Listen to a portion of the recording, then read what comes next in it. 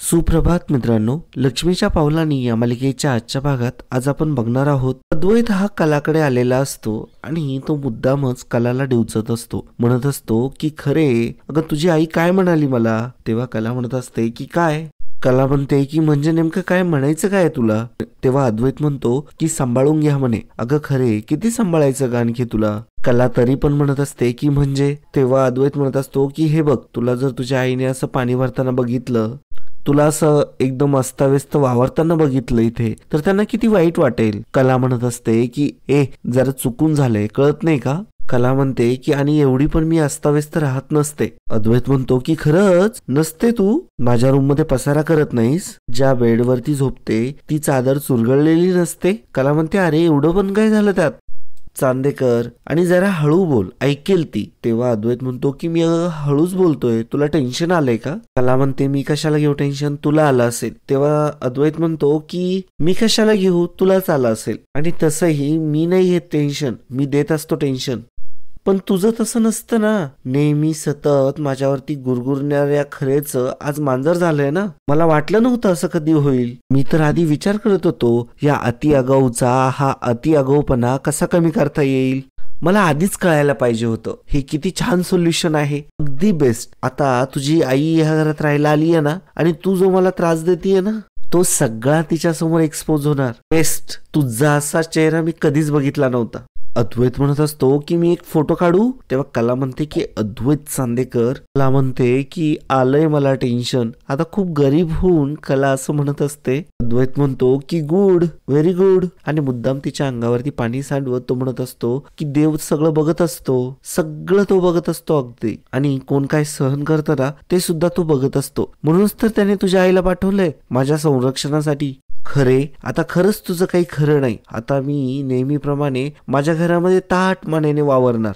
कला म्हणत असते की तू जास्त बोलू नको, तू काय मला कमी त्रास देत नाही. तेव्हा अद्वैत म्हणत असतो OMG, अगं तुझा आवाज कापतोय, किती घाबरलीस तू. कला म्हणते मी काय घाबरत वगैरे नाही इतकी. तेव्हा अद्वैत म्हणत असतो की पण तुझा आवाज कापतोय आणि एवढं पण वाईट वागत नाहीये मी, असं कला म्हणत असते. तेव्हा अद्वैत म्हणतो की एवढं, थांब सांगतो केवढं वागते. आता अद्वैत आणि कला हे दोघेही किचन मध्ये असतात. मग आता ते तिथून निघून जातात. जेव्हा कला पाणी द्यायला आलेली असते आणि अद्वैत पुन्हा तिथेच आलेला असतो, त्यावेळेस अद्वैत म्हणत असतो मिसेस खरे तुमची झोपण्याची व्यवस्था झाली. तेव्हा रोहिणी लगेचच म्हणते अरे मिसेस खरेंचं काय, त्या स्टोर रूम मध्ये राहून घेतील. हे बघ 2च मिनिटात मी ती क्लीन करायला लावते. आनंद, असं म्हणत ती नोकराला हाका मारते. आनंद येतो. त्याला ती म्हणते की तुला 2 मिनिटात ती खोली साफ करायची.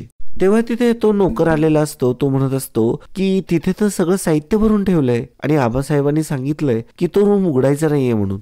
तेव्हा आता आबा म्हणत असतात की हो मीच सांगितलं होतं, आणि ती खोली रिकामी जरी असली तरी तिथे वेणबाई नाही झोपणार. आनंद तू एक काम कर, आपला जो गेस्ट रूम आहे ना तो तयार कर. तेव्हा आनंद म्हणत असतो की आबा अहो तिथे आत्ताच आपण पेस्ट कंट्रोल केली, खूप वास येतोय तिथे नाही झोपता येणार. आता रोहिणी म्हणत असते की डॅड तुम्ही इतकं काय टेन्शन घेताय, कारण की आता आबाने आनंदला देखील काढून दिलेलं असतं. ते विचार करत असतात की कसे ह्या गोष्टीला ऍडजस्ट करता येईल. रोहिणी म्हणत असते की मिसेस खरे इथे नैनाची काळजीच घ्यायला आल्यात ना, मग त्या त्यांच्याच रूम मध्ये राहतील. तेव्हा मात्र रोहिणी म्हणत असते की मी ऍडजस्ट करून घेईल, मला काही प्रॉब्लेम नाही, मी सगळं व्यवस्थित करून घेईल. राहुल माझ्या रूम मध्ये येईल, मग तो माझ्या रूम मध्येच झोपेल. असं आता नेमकं सोमच्या मम्मीने विचारलेलं असतं आणि त्या म्हणत असतात की मग राहुल कुठे झोपणार. तेव्हाच आता रोहिणी म्हणत असते की नाही माझ्या रूम मध्ये झोपेल राहुल, मी ऍडजस्ट करू शकते तेवढं. असं म्हणत असताना आता इकडे नैनाच्या डोक्यात मात्र खूप मोठा बॉम्बस्फोट झालेला असतो की मम्मा माझ्यासोबत राहणार माझ्या रूम मध्ये. ओ नो, मम्मा पण माझ्याच खोलीत जर झोपली तर मी काय करू. नाही मला माझ्याच खोलीत राहायला हवं. तेव्हा आता आबा म्हणत असतात की नाही नैनाला तिच्या नवऱ्याबरोबरच राहू दे, काही लागलं सवरलं तर नवरा जवळ असला तर बरं पडतं. नाही राहुल तिच्या सोबतच राहणार. आता असं म्हटल्यानंतर नैनाला खूप चांगलं वाटू लागतं. नैना आबांना म्हणत असते की थँक्यू आबा, तुम्ही मला समजून घेतल्याबद्दल. खरं तर राहुल माझ्या सोबत राहण्याची मला आता खूप सवय झालीये, त्याच्यामुळे मी आता त्याच्याशिवाय नाही राहू शकत. तेव्हा आबा म्हणत असतात की नैना तू राहुल सोबतच राहा, तुला काय रूम शेअर करायची गरज नाहीये. तेव्हा आता नैना पुन्हा एकदा त्यांना थँक्यू बोलते. रोहिणी म्हणते मग ठीक आहे ना, त्या सोहमच्या रूम मध्ये झोपतील, चालेल ना. रजनी मात्र म्हणत असते की परंतु सोहम कुठे झोपेल मग. रोहिणी म्हणते की ते पण खरं आहे. रोहिणी म्हणते की मग सरोज वहिनी तू तुझ्या रूम मध्ये एकटीच झोपते ना, मग आता असं कर, मिसेस खरे आता तुझ्यासोबत झोपतील. तेव्हा सरोज म्हणते की रोहिणी अगं तू काय बोलते हे. रोहिणी म्हणते अगं तुझ्या विहीनबाई आहेत ना त्या, मग झोपतील ना तुझ्या रूम मध्ये. आबा म्हणतात की रोहिणी त्यात तुझ्या पण विहीनबाई आहेत, नाही ना सून आहे तुझी, ठाव आहे ना. आबा म्हणायला लागतात की मग त्या जर तुझ्या खोलीमध्ये, असं म्हणतात. रोहिणी म्हणते की मिसेस खरे तुम्ही सकाळी किती वाजता उठतात बरं. तेव्हा संगीता म्हणते की मी 5 वाजता उठते. रोहिणी म्हणते की परफेक्ट, आपली ब्रेकफास्टची तयारी सकाळी 6 वाजता सुरू होते ना. मिसेस खरे तुम्ही आमच्या किचन मध्ये झोपा, छोटीशी जागा आहे, मला अगदी सवय असेल ना तसं झोपायची. तेव्हा संगीता हो हो म्हणत असते. बाबा म्हणतात की हे बघ त्यांना काय सवय आहे काय सवय नाहीये ते आपण नंतरून बघू, पण आता तू तर राहुलला तुझ्या खोलीमध्ये ऍडजस्ट करायला तयार होती ना, मग आता विहीनबाई तुझ्याच खोलीमध्ये झोपणार. तेव्हा मात्र रोहिणी खूपच जास्त स्वतःच्या पायावरती कुऱ्हाड मारून घेतल्यासारखं फील करत असते आणि म्हणत असते की ओ डॅड असं नाही चालणार हा. बाबा म्हणतात की नाही, मी सांगितलं ना तसंच होणार, विहीनबाई तुझ्याच खोलीमध्ये झोपणार. हे बघ तुला जमत असेल तर ठीक, नाहीतर तू दुसऱ्या कुठल्या खोलीमध्ये झोप. आबा आता रोहिणीला पूर्णपणे इग्नोर करतात. रोहिणी बोलायचा प्रयत्न करत असते परंतु आबांनी पूर्णपणे तिला इग्नोर केलेलं असतं आणि आता रोहिणीच्याच पायावरती रोहिणीने कुऱ्हाड मारून घेतलेली असते. आबा म्हणत असतात की विहीनबाई तुम्हाला रोहिणीच्या खोलीमध्ये झोपायचा काही प्रॉब्लेम तर नाही ना. तेव्हा संगीता म्हणते की नाही. संगीता म्हणत असते की तसंही फक्त रात्रीचा प्रश्न आहे, दिसभर तर कामातच जाईल ना. हा पण त्यांना चालत नसेल तर राहू दे, मी कुठे पण राहील. रोहिणी म्हणत असते मनातल्या मनात, तिला खूप राग येत असतो आबांचा. ती म्हणत असते की डॅडने तर माझाच डाव माझ्यावरती उलटवला, नाही ना या संगीताला तोंडावरती पाडली माझ्यासोबत ठेवून, नावाची रोहिणीने. मग आता मुद्दामच रोहिणी म्हणत असते की डॅड अहो बरोबर बोलताय मिसेस खरे, मला काहीही प्रॉब्लेम नाहीये त्यांच्यासोबत रूम शेअर करायला, माझ्याच खोलीत झोपतील, काहीही प्रॉब्लेम नाही. म्हणतात की रोहिणी आता कसं बोलली, आता तुला कळलं की घरात आलेल्या पाहुण्यांचा मान कसा राखायचा. आबा आता म्हणतात की विहीनबाई तुम्ही आता रोहिणीच्याच खोलीमध्ये झोपा. तेव्हा संगीता म्हणते की हो चालतंय आबाजी. आबा म्हणत असतात की रजनी जेवणाची तयारी झाली का. तेव्हा रजनी म्हणते की हो आबा सगळी काही तयारी झालीये, चला जेवायला चला. असं म्हणत आता सर्वजण जेवणासाठी निघालेले असतात. आता आबा देखील म्हणत असतात की चला आपण सर्वजण जेवण वगैरे करून घेऊया. तेव्हा आता संगीता म्हणत असते की परंतु सोमराव कुठेतरी बाहेर गेलेत, ते नाही येणार जेवायला. तेव्हा रजनी म्हणते की अहो त्याचं काही फिक्स नसतं, तो जर काही बाहेरून खाऊन आला ना तर मग तो घरातही कधी कधी जेवण नाही करत, तुम्ही त्याचं सोडा, आपल्याला जेवायला उशीर होईल, तुम्ही चला ना. असं म्हणत आता रजनी त्यांना जेवण करण्यासाठी बोलवत असते. आता सर्वजण डायनिंग टेबलवरती जेवण करण्यासाठी आलेले असतात. तेव्हा मात्र आता सर्वजण ज्याच्या त्याच्या जागेवरती जाऊन बसतं, परंतु आता संगीता आणि कला मात्र दोघीही उभ्याच असतात. ही गोष्ट आता रजनीला समजते. रजनी म्हणत असते की अहो विहीनबाई तुम्ही एक काम करा, तुम्ही बसा ना जेवायला, मी वाढते. तेव्हा मात्र संगीता म्हणत असते की नाही, तुमच्या पहिल्या जागा ठरलेल्या आहेत ना, तुम्ही जेवण करून घ्या, मी नंतरून जेवण करेल कलासोबत. तेव्हा मात्र आता रजनी म्हणत असते की नाही नाही नाही, मी उठते, तुम्ही बसा बरं जेवायला, हवं तर मी नंतरून जेवण करेल. असं म्हणतात आता सरोजला राग येतो. सरोज म्हणते की रजनी तुला उठायची काही गरज नाहीये. सरोज म्हणत असते की तू काळजी करू नको रोहिणी, त्या खाली बसतील. तेव्हा मात्र आबा म्हणतात की अगं सरोज काय बोलतेस तू, अगं विहीनबाई आहेत त्या तुझ्या, तुला वाटतंय काही, तू काय बोलतेयस. तेव्हा रोहिणी म्हणते अहो डॅड तसं काही नाहीये, अहो त्यांना सवय असेल ना खाली बसण्याची ना, त्याच्यामुळे त्या म्हटल्या असतील, हो का नाही सरोज. तेव्हा आता अद्वैत स्वतःच उठतो आणि म्हणत असतो की मिसेस खरे तुम्ही इथे बसा जेवायला. तेव्हा मात्र आता संगीता म्हणत असते की अहो जावई बापू काय करताय हे, नाही नाही नाही तुम्ही बसा जेवायला. तेव्हा मात्र आता अद्वैत म्हणतो अहो तुम्ही आमच्या पाहुण्या आहात, तुम्ही बसा आधी जेवायला, तुमचा मान आहे तो. असं म्हटल्यावरती कलाला खूप विशेष वाटत असतं आणि इकडे सरोजचा मात्र आता अग्निबंब पेटलेला असतो. अद्वैत आता रोहिणीला म्हणत असतो की आत्या अहो त्यांच्या घरी सुद्धा डायनिंग टेबल आहे, मी त्यांच्या घरी गेलो की डायनिंग टेबलवरती बसूनच जेवण करतो, त्याच्यामुळे त्यांना डायनिंग टेबलची सवय आहे, त्या खाली बसून नाही जेवत. आणि असं म्हणताच आता त्याने संगीताला मात्र त्याच्या जागेवरती जेवणासाठी बसवलेलं असतं. मग त्यानंतर आता सर्वजण जेवण करतात आणि सर्वजण जेवण करून आता ज्याच्या त्याच्या रूम मध्ये निघून गेलेले असतात. इकडे अद्वैतला मात्र जेवण कला वाढत असते. कला जेव्हा पाणी देत असते तेव्हा मात्र अद्वैत म्हणत असतो की नाही नाही नाही हे पाणी नकोय, मला फ्रीज मधलं पाणी हवंय, जा पटकन माझ्यासाठी बॉटल घेऊन ये. असं म्हटल्यावरती आता कला मात्र गपचूप बॉटल आणण्यासाठी निघून गेलेली असते. कला जाते, फ्रीजचा दरवाजा ओपन करते आणि त्यातून भरलेली पाण्याची बॉटल घेऊन येते. आता कला तिथून जायला निघालेली असते तर तेव्हा अद्वैत म्हणतो की अजिबात हलायचं नाही, माझ्यासाठी चटणी घेऊन ये जा. आता चटणी घेऊन येते. चटणी आता अद्वैत समोर ठेवते. तेव्हा अद्वैत म्हणतो की शेंगदाण्याची चटणी आवडत नाही मला. तेव्हा कला म्हणत असते की अरे आता तूच तर मागवली ना मला. तेव्हा अद्वैत म्हणतो की अगं हो, परंतु मला लसणाची चटणी हवी. तेव्हा आता कला जाते आणि लसणाची चटणी सुद्धा घेऊन येते आणि म्हणते की आता बसू मी. तेव्हा अद्वैत म्हणतो की हो. मग आता कला सुद्धा आता जेवण करण्यासाठी बसलेली असते. आता कला जेव्हा जेवायला बसलेली असते तेव्हा अद्वैत मुद्दामच कलाला उचकवत असतो. कलाला तो म्हणत असतो की अगं चमचा घे ना तो इकडे. तेव्हा आता कला म्हणत असते की अरे तू घे ना मग तो. तेव्हा मात्र आता अद्वैत म्हणतो की अगं तू दे ना माझ्या हातात, मी कधीही काही घेऊ शकतो. मग कला आता त्याला चमचा देते. मग त्याच्यानंतर म्हणते की अद्वैत चांदेकर, तू एक काम कर ना माझ्यासाठी, मला ना लिंबू हवंय, मस्त फोडी करून घेऊन ये जा. कला म्हणत असते की अरे अद्वैत, फक्त लिंबूच नाही, येताना डाव पण घेऊन ये भात वाढण्यासाठी. तेव्हा अद्वैत म्हणतो की नाही, मी जेवतोय. तेव्हा कला म्हणते मी पण जेवतोय, परंतु मला आता लिंबू हवंय. तेव्हा आता कला म्हणते की अरे मग मी पण जेवतच होते. तेव्हा मात्र मला आता लिंबू हवंय, मला लिंबूच आण. तेव्हा मात्र आता अद्वैत म्हणत असतो की नाही जमणार, मी जेवण करतोय ना, आणि तसंही कधी काय करायचं कधी काय नाही करायचं ते मी ठरवेल. कला म्हणते की हेच आवडत नाही मला तुझं. सारखं माझं हे घर आहे आणि माझं या घरावरती किती प्रेम आहे ते सारखं बोलून दाखवायचं, फक्त घराविषयी असं बोलत राहायचं. परंतु मला एक गोष्ट सांग अद्वैत, घरात कुठेही मिठाचा डबा सांग बरं. तेव्हा अद्वैत म्हणतो की घरात मिठाचा डबा कुठं आहे हे माहित असणं म्हणजे घरावरती खूप प्रेम असणं असं होतं का? तेव्हा कला म्हणते की हे बघ, आपलं घर आहे म्हटल्यानंतर डोळे बंद ठेवून कुठली गोष्ट कुठे काय आहे ना हे सांगता आलं पाहिजे. अद्वैत म्हणत असतो की मी तसंही माझे सगळे डोळे उघडे ठेवूनच कोणतीही गोष्ट करत असतो. अद्वैत जेव्हा म्हणतो की मी सगळ्या गोष्टी डोळे उघडे ठेवून करत असतो आणि कला म्हणालेली असते की डोळे बंद ठेवून सुद्धा आपल्याला सांगता आलं पाहिजे कुठली गोष्ट कुठं आहे, त्यावरती अद्वैत म्हणालेला असतो की मी सगळ्या गोष्टी डोळे उघडे ठेवून करतो. तेव्हा कला त्यावरती म्हणते आणि मी सजग आहे, ज्यांचे डोळे बंद आहेत त्यांचे डोळे कसे उघडायचे आणि त्यांना सगळ्या गोष्टी कशा लक्षात ठेवायच्या हे चांगलं समजतं. आता जातोयस का असं जरा आता कला रागानेच विचारते. तेव्हा आता अद्वैत म्हणतो बरं ठीक आहे जातो. मग आता कलाच्या ह्या आग्रहासाठी आता अद्वैत उठलेला असतो. अद्वैत आता किचन मध्ये निघून जातो. तो आता एक गोष्ट शोधत असतो. त्याला लिंबू देखील फ्रीज मध्ये सापडतं आणि मग आता अद्वैत आता लिंबू शोधत असतो. त्याला फ्रीज मध्ये लिंबू देखील सापडलेला असतो. तेवढ्यातच संगीता तिथं आलेली असते. संगीता कलाला म्हणत असते की अगं कले, काय करते हे? तेव्हा कला म्हणते की चांदेकर लिंबू असं म्हटल्यानंतर आता मात्र लगेचच संगीता म्हणत असते की तू जावई बापूंला चमचा म्हणते. अगं कला म्हणत असते की आई नाही, मी त्याला चमचा नाही म्हणाले, अगं मी त्याला डाव. तेव्हा मात्र संगीता म्हणते की डाव, अरे ते तर त्याहून वाईट.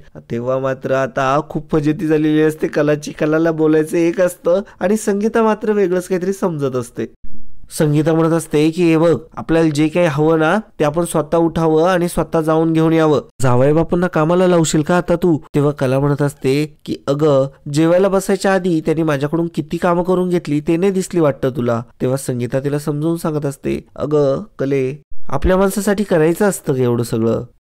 अद्वैत आता म्हणत असतो की डाव आणलाय, लिंबू आणलंय, एक्स्ट्रा चपात्या सुद्धा आणल्यात तुझ्यासाठी. तेव्हा मात्र कला म्हणत असते की कशाला आणलंस, मला नकोय ते एक्स्ट्रा चपात्या. तेव्हा मात्र आता कला बोलत असते अद्वैतला आणि म्हणत असते की कशाला आणायच्या एक्स्ट्रा चपात्या. तेव्हा आता संगीता मात्र कलाच्या पाठीत धपाटा देते आणि म्हणते हाय का आता, एवढं प्रेमाने आणलंय ना त्यांनी.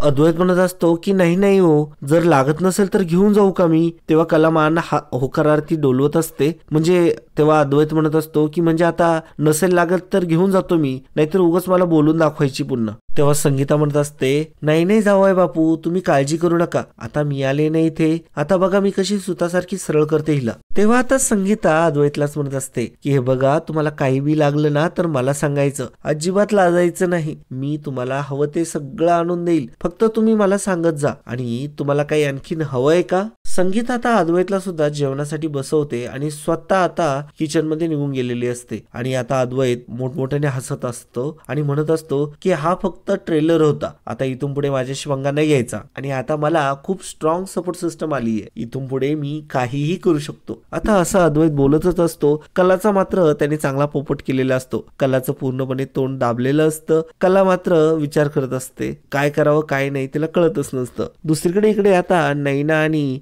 राहुल दोघेही रूम मध्ये असतात. नैनाला प्रचंड टेन्शन आलेलं असतं. नैना आता एरझारे घालत असते. तेव्हा राहुल म्हणत असतो की नैना काय चाललंय तुझं, काय नुसतं इकडे तिकडे एरझारे घालत राहिलीये, काय टुमटुम लावलंय सारखं, हे काही प्रेग्नन्सीचे नवीन सिस्टम आहेत का, म्हणजे काही वेगळे काही सिम्पटम्स दिसतात आता प्रेग्नन्सी मध्ये. तेव्हा मात्र आता नैना म्हणत असते की अरे राहुल काही पण काय बोलतोय रे. राहुल म्हणतो की नाही परत म्हणशील, तुझं लक्षच नाहीये माझ्याकडे. तेव्हा राहुल म्हणत असतो की आता काय प्रॉब्लेम झालाय पण तुला. तेव्हा आता नैना म्हणते की एक्झॅक्टली राहुल, मम्मा आलीये म्हणून मला टेन्शन आलंय. तेव्हा आता नैना पटकन बोलून गेलेली असते. तेव्हा मात्र आता राहुल तिच्याकडेच बघत असतो. तेव्हा विषय सावरतच आता नैना म्हणत असते माझी मम्मा ना माझ्यासाठी आली, परंतु तिला ना कलाचं प्रचंड कौतुक आहे. ती सतत माझ्यासोबत असणार, म्हणजे सतत ती माझ्यावरती आता पाळत ठेवणार. आता ती पूर्ण दिवसभर माझ्यासोबत राहिल्यानंतर ती सारखं कला कला कला करत राहणार आणि माझं पूर्ण दिवस वेस्ट करणार, असं आता नैना म्हणत असते. राहुल म्हणत असतो की काय फालतू गोष्टींचा ट्रेस घेतीयस. आता मात्र या दोघांचं बोलणं ऐकायला रोहिणी गपचूप चाललेली असते. रोहिणी बाहेरूनच या दोघांचं काय बोलणं चाललंय हे ऐकून घेण्याचा प्रयत्न करत असते. नैना म्हणत असते की माझ्यासाठी ही गोष्ट फालतू नाही आहे बरं का, तुला नाही कळणार. मी या घरची सून आहे. मी काय सफर करते, काय फेस करते ना, हे माझं मला चांगलंच माहिती आहे. आणि आधीच कलाचं गुणगान गाण्यासाठी आबा कमी होते का, कशाला आता ही नवीन भरती. आता त्यातल्या त्यात आता आबा तर कमी नव्हते, परंतु त्यातल्या त्यात आता माझ्या मामाची भर. आता उद्यापासून ना सगळे मिळून कलाचा उदो करतील आणि मला पाण्यात बघतील, नाही का. तेव्हा राहुल म्हणत असतो की हे तू करेक्ट बोलली, पण जरा सांभाळून बर का, कला याचा गैरफायदा घेऊ शकते. तेव्हा मात्र आता नैना म्हणत असते की करेक्ट बोलतोय राहुल तू. तेव्हा मात्र आता रोहिणी लांबूनच म्हणते की असं काही नाही. रोहिणी म्हणते की करेक्ट बोलतोय राहुल. हे बघ नैना, जराही गेम पलटायला लागला ना, लक्षात ठेव हा, तुझी आई तुझ्यासाठी इथं आलीये, कुणा दुसऱ्यासाठी नाही आलीये इथे. रोहिणी मनातल्या मनात म्हणत असते आता मला तर हिच्या प्रेग्नन्सीचं मस्त कारणच मिळालं, आता हिच्या आईला राबवताना मजा येणार, असं आता रोहिणी मनातल्या मनात विचार करत असते. मात्र रोहिणी तिथून निघून गेलेली असते. नैना आणि आता राहुल दोघेही रूम मध्ये असतात. नैना मनातल्या मनात विचार करत असते या दोघांचा तर मला बाकीच्या सगळ्या गोष्टींमध्ये सपोर्ट आहे, परंतु माझ्या खोट्या प्रेग्नन्सीचं काय, मला माझी खोटी प्रेग्नन्सी मलाच सांभाळायची आहे. मम्माला जरा जरी डाऊट आला ना तर खूप मोठा तमाशा करेल ती. रोहिणी इकडे मात्र खूप चिडचिड करत असते आणि म्हणत असते की काय फालतूपणा आहे हा, माझ्या रूम मध्ये त्या बाईला आणून ठेवण्याची काय गरज होती. आबांनी ना माझं जीवन एकदम हराम करून टाकलंय आता डायरेक्टली. आता माझी प्रायव्हसी ही बाई पूर्णपणे खराब करून टाकणार आहे, अशी चिडचिड करत असतानाच आता मात्र तिथे संगीता आलेली असते. संगीता म्हणत असते की हे बघा ना मॅडम, मला ना हातपाय तोंड धुवायचे होते. तेव्हा लगेचच रोहिणी बाथरूम एवढं शब्द बोलते आणि बोर्ड दाखवते त्या दिशेने. आता रोहिणी लगेचच आता संगीताला तिथून काढून देते. संगीता म्हणते की थँक्यू बर का, आणि असं म्हणतच संगीता आता तिकडे निघालेली असते. रोहिणी म्हणते की आता मला माझं बाथरूम सुद्धा शेअर करावं लागणार आहे हिच्यासोबत. शी, आता भोळेपणाचा आव आणायचा आणि आम्हाला आमच्याकडून सगळ्या गोष्टी करून घ्यायच्या, हे चांगलं जमतं या लोकांना. जेव्हा आता संगीता फ्रेश होऊन बाहेर येत असते तेव्हा मात्र जेव्हा संगीता रोहिणीच्या जवळ येते तेव्हा मुद्दामच जो मोठ्याने ओरडत म्हणते की मिसेस खरे. तेव्हा मात्र संगीता घाबरते आणि म्हणते की काय झालं.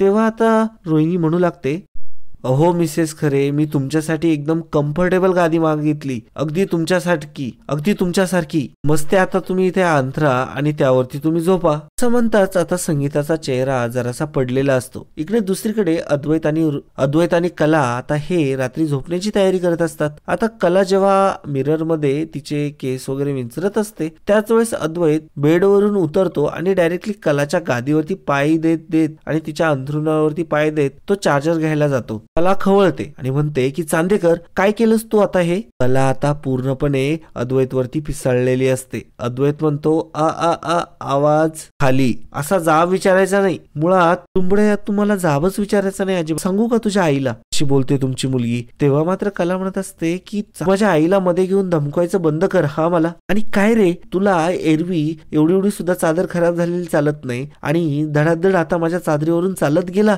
लाज नाही वाटत. तेव्हा आता अद्वैत मुद्दामच आता त्या गादीवरती पुन्हा चालायला लागतो आणि म्हणतो की मला सोशल सर्व्हिस करायची सवय नाहीये, मी माझ्या स्वतःच्या गोष्टींच्या बाबतीत खूप पर्टिक्युलर आहे, असं म्हणतच आता त्या गोदडीवरती आता अद्वैतने डायरेक्टली उड्याच मारलेल्या असतात. अद्वैतने आता पूर्णपणे कलाचं जे अंथरलेलं असतं ते विस्घळून टाकलेलं असतं. कला मात्र आता खूप जास्त शॉक झालेली असते. कला म्हणत असते की चांदेकर पटकन बाजूला हो. तेव्हा मात्र अद्वैत म्हणतो की हे घर कुणाचं आहे, ही रूम कुणाची आहे, माझी आहे, मी वाटेल ते करू शकतो असं म्हणत आता तो अजून उड्या मारत असतो. कला म्हणत असते की अरे गादी तर माझी आहे ना, त्याच्यावरती मी आता फ्रेश बेडशीट टाकली होती. चांदेकर तू पहिल्यांदा माझ्या गादीवरनं खाली हो, नाहीतर बघ हा मी काय करेल. असं म्हटल्यावरती अद्वैत म्हणतो की धमकी, ते पण मला? आणि काय ग धमकी मला देतेस तू मला? बरं चल काय करायचं ते कर, आणि आता मी काय घाबरत नाही तुला, बोल काय बोलायचं ते बोल, आणि मी आता जाऊन सांगेल तुझ्या आईला सगळं काही. तेव्हा कला म्हणते की जा जा सांग माझ्या आईला, ती माझी आई आहे, माझी बाजू घेणार, कळलं ना, ती माझी आई आहे. असं आता कला अंडरलाईन करून सांगत असते. तेव्हा अद्वैत म्हणत असतो की वाट बघ, तुला असं वाटतंय त्या तुला सपोर्ट करायला आल्यात, परंतु मगाशी बघितलं ना काय झालं. कारण की आता मगाशी देखील आता अद्वैत त्या वस्तू आणलेल्या असतात तेव्हा सुद्धा कलानेच बोलणे खाल्लेले असतात. तेव्हा आता अद्वैत म्हणतो की जाऊन सांगू. तेव्हा मात्र आता अद्वैत निघालेला असतो. तेव्हा मात्र कला म्हणते की गप झोप. तेव्हा आता अद्वैत म्हणतो की का का का का का तू झोप गप आता. तेव्हा मात्र कला म्हणते की तू मला नको सांगू, मी तुला चांगलीच अद्दल घडवेल, कळलं ना. असं आता कला खूपच रागाने बोलत असते अद्वैतला. अद्वैत म्हणत असतो की तू आणि मला मुळात तसं करायला आहे ना, आपल्याकडे एखादं शस्त्र असायला हवं, स्ट्रॅटेजी असायला हवी, आणि माझ्याकडे आहे स्ट्रॅटेजी, ती म्हणजे तुझी आई. कला जेव्हा म्हणते की ती माझी आई आहे तेव्हा अद्वैत म्हणत असतो की हो तुझी आई आहे, परंतु त्या नेहमी मला सपोर्ट करणार, शेवटी न्याय करतोच, शेवटी देव न्याय करतोच. वाह असं आता अद्वैत म्हणत असतो. कला मात्र त्याच्याकडे मारक्या म्हशीप्रमाणे बघत असते. कलाला खूप राग आलेला असतो अद्वैतचा. असे त्यांची लुटुपुटूचे भांडणं बघण्यामध्ये जी मजा येते ना मित्रांनो, ती काहीतरी अनोखीच असते. तर मित्रांनो आजच्या भागामध्ये इतकंच. पुढल्या भागामध्ये आपल्याला बघायला मिळणार आहे संगीता ही गुपचूप अद्वैत आणि कलाच्या रूम मध्ये डोकावून बघत असते. तिला दिसतं की अद्वैत आणि कला हे दोघेही स्वतंत्र झोपतात. संगीता एक युक्ती करते. तिला असं वाटत असतं की आता आपण जर कलाची गादी जर मिळवली तर मात्र कलाला अद्वैत सोबतच झोपावं लागेल. तेव्हा आता ती मुद्दामच नाटकं करत खाली आलेली असते आणि घरातल्या सर्वांसमोर संगीता आता नाटकं करत असते की अहो तुमची गादी जरा वेगळी आहे ना, तिने कंबर अटकली जरा. तेव्हा मात्र आता अद्वैत लगेचच जातो आणि कलाची जी गादी आहे ती घेऊन येतो आणि ती गादी सर्वांसमोर ठेवत म्हणतो की इथून पुढे मिसेस खरे तुम्ही या गादीवरती झोपत जा, म्हणजे काय आहे ना तुमची कंबर अडकणार नाही. तेव्हा मात्र सोहम म्हणतो की अरे ही तर ती गादी आहे जी तू कलावहिनीसाठी बनवली. तेव्हा अद्वैत म्हणतात सोहमला की हो मला माहिती आहे, परंतु आता करेल खरे तिचं ऍडजस्ट. असं म्हटल्यानंतर मात्र आता कला ही खूपच जास्त रागाने अद्वैतकडे बघत असते. अद्वैत म्हणत असतो की तिच्या पद्धतीने बघेल तिला कसं ऍडजस्ट करायचंय, कुठे करायचंय. आता अद्वैत आणि कला दोघेही झोपण्यासाठी बेडमध्ये आलेले असतात. संगीता दोघांनाही बाहेरून ऑब्झर्व करत असते. नेमकं आज काय होतंय हे तिला बघायचं असतं. तेव्हा मात्र आता अद्वैत म्हणत असतो की मी आज मस्तपैकी या बेडवरती झोपणार. तेव्हा मात्र कला म्हणते की हो, आणि मी इथे खाली मस्तपैकी चटईवरती झोपणार. तेव्हा मात्र अद्वैत म्हणत असतो की वरती ये. आता हे दृश्य बघून संगीताला प्रचंड आनंद होतो आणि जे कुणालाही जमलं नाही, जे स्वतः कलालाही जमलं नाही, आबांनाही जमलं नाही, ते आता संगीताने करून दाखवलेलं असतं. अद्वैत आणि कलाला एकत्र आणण्याचं हे पहिलं पाऊल हे संगीतानेच उचललेलं असतं. तर मित्रांनो तुम्हाला काय वाटतं, संगीता जे करते ते बरोबर करते का, आणि संगीता जर इथे राहायला आली आहे तर संगीताचा मान कमी होईल की वाढेल? तुम्हाला काय वाटतं कमेंटद्वारे नक्की कळवा. तर मित्रांनो आजच्यासाठी इतकंच. पुन्हा भेटूया पुढच्या भागामध्ये. तोपर्यंत नमस्कार.